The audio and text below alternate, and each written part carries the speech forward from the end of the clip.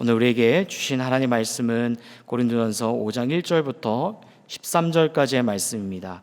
고린도전서 5장 1절부터 13절까지의 말씀 한 절씩 한 절씩 교독하며 읽겠습니다. 너희 중에 심지어 음행이 있다함을 들으니 그런 음행은 이방인 중에서도 없는 것이라. 누가 그 아버지의 아내를 취하였다 하는도다. 그리하고도 너희가 오히려 교만하여져서 어찌하여 동안히 여기지 아니하고 그 일 행한 자를 너희 중에서 쫓아내지 아니하였느냐. 내가 실로 몸으로는 떠나 있으나 영으로는 함께 있어서 거기 있는 것 같이 이런 일 행한 자를 이미 판단하였노라. 주 예수의 이름으로 너희가 내 영과 함께 모여서 우리 주 예수의 능력으로 이런 자를 사탄에게 내주었으니 이는 육신은 멸하고 영은 주 예수의 날에 구원을 받게 하려 함이라. 너희가 자랑하는 것이 옳지 아니하도다. 적은 누룩이 온 덩어리에 퍼지는 것을 알지 못하느냐. 너희는 누룩 없는 자인데 새 덩어리가 되기 위하여 묵은 누룩을 내버리라. 우리의 유월절 양 곧 그리스도께서 희생되셨느니라.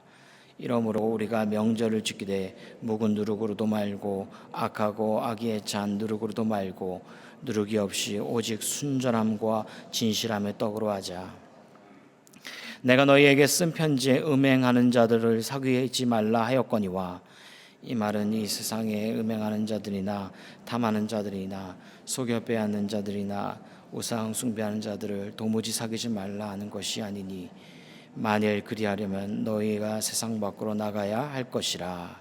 이제 내가 너희에게 쓴 것은 만일 어떤 형제라 일컫는 자가 음행하거나 탐욕을 부리거나 우상 숭배를 하거나 모욕하거나 술 취하거나 속여 빼앗거든 사귀지도 말고 그런 자와는 함께 먹지도 말라 함이라. 밖에 있는 사람들을 판단하는 것이야 내게 무슨 상관이 있으리야마는 교회 안에 있는 사람들이야 너희가 판단하지 아니하랴. 함께 읽겠습니다. 밖에 있는 사람들은 하나님이 심판하시려니와 이 악한 사람은 너희 중에서 내쫓으라. 아멘. 네, 고린도전서의 말씀을 함께 나누고 있습니다. 이 말씀은 잘 아시다시피 고린도라는 그 도시에 있는 고린도 교회에게 쓴 편지인 것이죠. 본래는 고린도 전후서, 우리가 지금 말씀을 보게 되면 고린도 전후서 두 말씀을 가지고 있지만 본래는 두 편의 말씀이 아니라 네 편의 말씀입니다. 고린도에게 전해진 그 말씀 네 편의 말씀인데 중간에 두 편이 유실되어져서 두 편이 저와 여러분들의 손에 들려지게 되어서 고린도 전후서라고 불리우게 되어집니다. 여러분, 고린도 교회, 고린도 지역이라면 여러 가지 수식어가 따라붙는 것을 알 수가 있습니다. 고린도 교회 하면은 어떠한 수식어가 있는가? 문제가 많은 교회라고 불리죠. 영적으로 혼란한 교회, 분열과 갈등이 많은 교회, 참 많은 수식어가 따라붙는 교회가 바로 고린도 교회이다라는 것입니다. 성경을 보면은 어떻게 보면은 교회 중에서 가장 많은 수식어가, 그것도 좋은 수식어가 따라붙는 교회가 아니라 좋지 않은 그 수식어가 가장 많이 따라붙는 교회가 바로 고린도 교회이다라는 것입니다. 그런 고린도 교회는요, 크게 10가지의 문제가 있었다라고 우리가 바라보게 되어집니다. 저번에 그런 분열과 갈등에 대해서 나눴다면 오늘은 큰 10가지의 문제 중에서 두 번째 문제인 음행에 대한 문제를 본문 속에서 전하는 것을 우리가 바라보게 됩니다. 그럼 말씀의 배경을 보게 되면요, 어떤 배경이었냐면 교회에 음행의 사건이 있었다라는 것이죠. 누가 아버지의 아내를 취했다라는 것입니다. 그 누가가 누군가? 그 누가는 아버지의 아들인 것이죠. 그러니까 아버지의 아들이 아버지의 아내를 취해서 부적절한 그런 성적 행위를 했다라는 것입니다. 그래서 5장 1절을 보면은 이렇게 전하고 있던 것을 보게 됩니다. 너희 중에 심지어 음행이 있다함을 들으니 그런 음행은 이방인 중에서도 없는 것이라. 누가 그 아버지의 아내를 취하였다 하는도다. 성경 속에서는 그 아버지의 아내라고 본문 속에서 말하는 것을 볼 수가 있습니다. 자, 그런데 성경은요, 아버지의 아내라고 말을 하고 있습니다. 여기에 바울은 의도적으로 아버지의 아내라고 쓰고 있다라는 것입니다. 원문을 보게 되어지면 그 아버지의 아내는 아비의 여자라고도 표현하고 있는 것을 볼 수가 있습니다. 이 말은 무슨 말이냐면 본래 그 아들의 친어머니가 아니라는 것입니다. 그러니까 그 아버지의 원래의 아내가 아니고 그 아들의 친어머니가 아니라 그 아버지에게 두 번째 혹은 세 번째 첩이 있었는데 그 여인과 이 아들이 부적절한 관계가 맺어졌다라는 것입니다. 그런데 이런 관계는 일회성으로 끝나지 않았다라는 것이죠. 이 부적절한 관계는 교회 안에서 계속적으로 진행되어졌다라는 것입니다. 그만큼 이 교회 안에서 무엇을 보여주고 있는가? 성적으로 음란한 모습을 보여주고 있는 모습, 그 아베의 여자, 아버지 아내와의 그런 모습을 보여주고 있다라는 것입니다. 그래서 바울이 2절에 이렇게 말하고 있습니다. 그래하고도 너희가 오히려 교만하여져서 어찌하여 통한이 여기지 아니하고 그 일 행한 자를 너희 중에서 쫓아내지 아니하였느냐. 그런 음란한 행위, 음란한 성적 행위가 교회 안에서 그 아버지의 아내, 그 사람과 일어나고 있음에도 불구하고 어찌하여 그 교회는 통한이 여기고 있지 아니하는가. 다시 말하면 그 통한이는 마음을 아파하거나 애통하는 마음이 없느냐라고 강하게 이 바울은 질책하고 있다라는 것입니다. 여러분, 왜 이렇게 이들은 이 죄된 모습들을, 음란한 모습들을 바라보면서도 통한이 여기지 않고 마음을 아파하지 않고 아무렇지도 않고 대수롭지 않게 지나가는 것이겠습니까? 그것은 다른 것이 아니겠죠. 바로 죄에 익숙해진 것입니다. 여러분, 죄에 익숙해지게 되면 여러분 무감각하게 되어지는 것입니다. 처음에 죄를 보면 마음이 불편하기도 합니다. 양심이 찔리기도 하고 두려운 마음이 들기도 하고 이거 어떻게 해야 되나 잠을 설치기도 하고 처음에 죄를 짓게 되면 그렇게 지나가게 됩니다. 그런데 그런 죄의 모습들을 반복해서 계속적으로 짓게 되어지게 되면 그것이 어느새 익숙하게 되어지고 그것이 어느새 무감각하게 되어진다는 것입니다. 그래서 디모데에서 보게 되어지면은 양심의 화인마인 자들아라고 말하는 것을 볼 수가 있습니다. 바울이 그렇게 말하는 것이죠. 그런데 이 양심의 화인맞았다라는 것은 아무런 양심에 꺼리낌이 없는 것입니다. 무감각해지고 그런 죄에 대해서 익숙해졌기 때문에 그런 죄에 아무렇지 않게 여기는 모습을 보여주고 있다는 것이죠.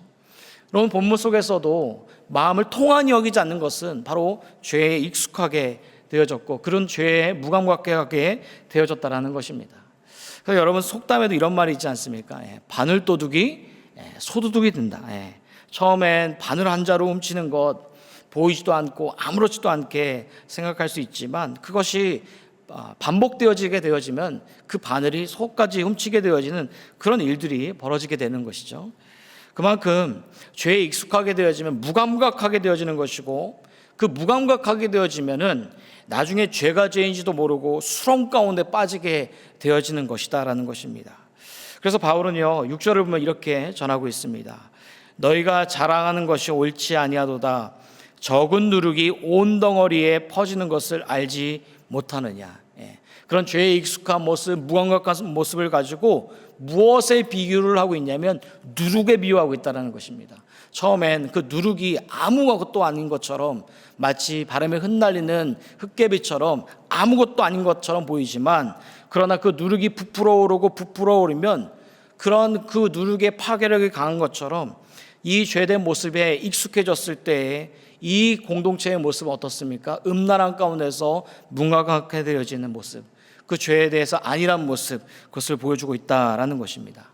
여러분, 그래서 죄는 무엇일까요? 죄는요 중립지대는 없는 것 같습니다. 중립지대는 없다라는 것이죠. 적당히라는 말도 없는 것이죠. 여러분, 죄는 무엇이죠? 죄는 죄인 것이죠. 때문에 죄에 대해서 어떤 태도가 필요한가? 여러분, 죄에 대해서는 단호한 태도가 필요한 것이죠. 분명한 태도가 필요한 것입니다. 죄에 대해서는 단호하게 끊어야 되는 그런 태도가 필요한 것이 바로 죄, 중립지대가 없는 모습이다라는 것입니다. 그래서 바울은 5장 2절에 이렇게 말합니다. 그 일 행한 자를 너희 중에서 쫓아내지 아니하였느냐. 바울은요 단순히 사람을 쫓아내라, 정죄해라라는 말을 하고 있지 않습니다. 이 말은 무슨 말이냐면 죄를 보고도 가볍게 여기지 말고 단호하게 끊어내라, 쫓아내라, 끊어내라라고 전하고 있다라는 것입니다. 여러분, 오늘 이 본문의 말씀을 보게 되면 어쩌면 이 모습이 나와는 상관이 없는데, 음행의 모습이 나하고 뭔가 상관이 있겠어. 이 말씀은 나에게 마음에 와닿지도 않을 수도 있겠지만, 여러분, 어쩌면 이런 모습은 없겠지만 죄의 모습이 다양한 모습으로 나타나고 있지 않습니까?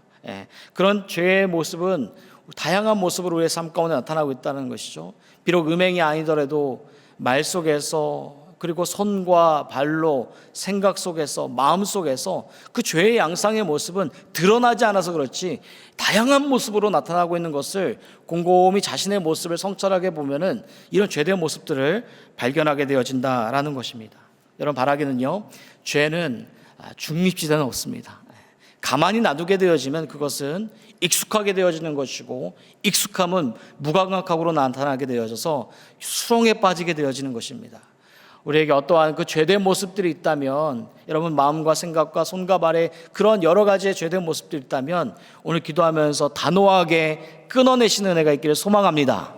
여러분, 오늘 하나님께서 이 말씀을 주신 것은 우리에게 죄된 모습들을 단호하게 끊어내라, 그러지 아니하게 될 때에 수렁 가운데 그 파괴력을 얼마나 강한지를 보여주고 있다는 것을 오늘 본문을 통하여서 돌이켜보는 은혜가 있기를 주님으로 축복합니다. 또 하나, 오늘 교회 안에서 이런 일들이 벌어지게 되어진 이유가 무엇인가? 그것은 다른 것이 아니죠. 교회 안에서 세상의 문화를 그대로 따라갔기 때문이다라는 것입니다. 여러분, 당시에 고린도는 어떠한 도시인가? 고린도라는 도시는 음란과 쾌락의 상징적인 도시였습니다. 그것이 일상이 된 도시다라는 것이죠. 아무렇지 않게 여겨지며 행위의 모습들이 사방 곳곳에서 도시에서 일어나는 것이 바로 고린도 교회의, 고린도 지역의 모습이었다라는 것입니다. 당시에는요, 신조어가 만들어집니다. 오늘날과 같이 신조어가 만들어지기도 하는데, 당시에도 신조어가 만들어집니다. 어떤 신조어가 만들어졌냐면 고린도조마이라는 그 단어가 당시 헬라 사회, 고린도 사회 속에서, 고린도 지역에서 만들어졌다라는 것이죠. 이 말의 뜻은 무엇이냐면 고린도인처럼 행동하다, 고린도조마이, 고린도인처럼 행동하다라는 뜻을 담고 있습니다.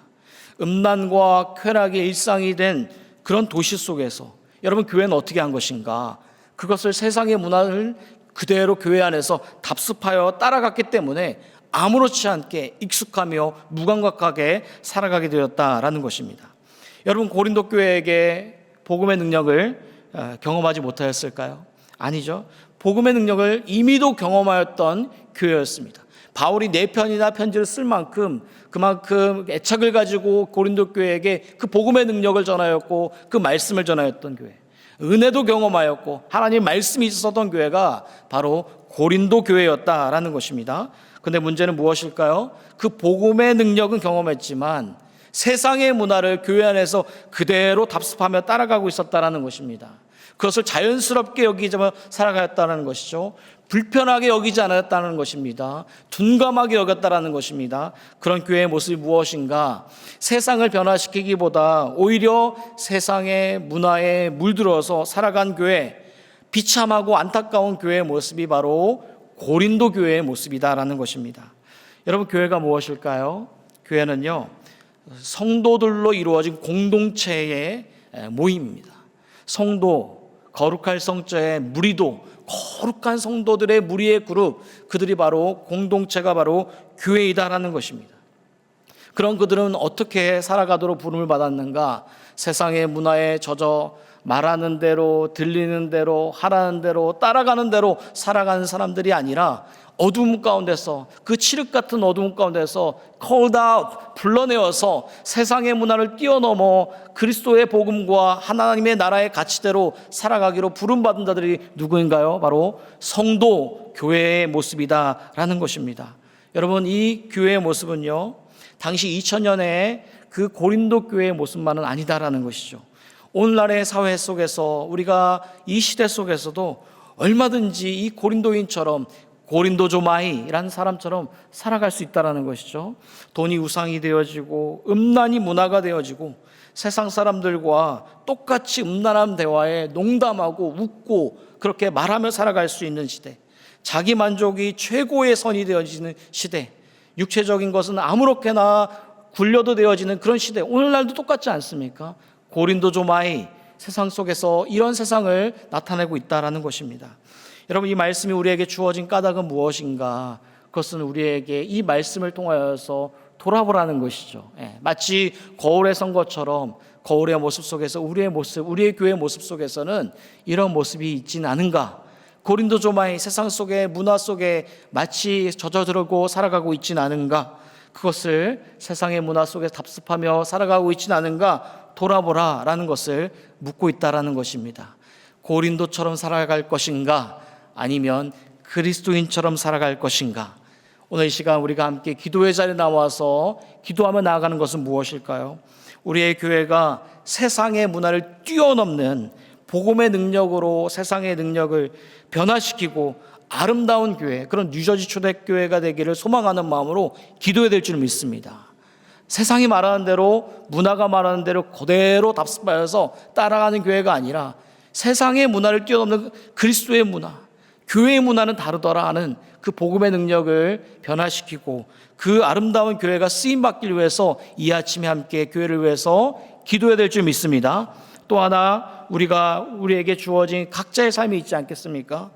그러나 그 각자의 삶이 어떤 분들은 가정에서 일을 그런 주부로서, 또한 아내로서, 그리고 회사에서 직장으로서 여러 가지 각자의 삶이 있습니다.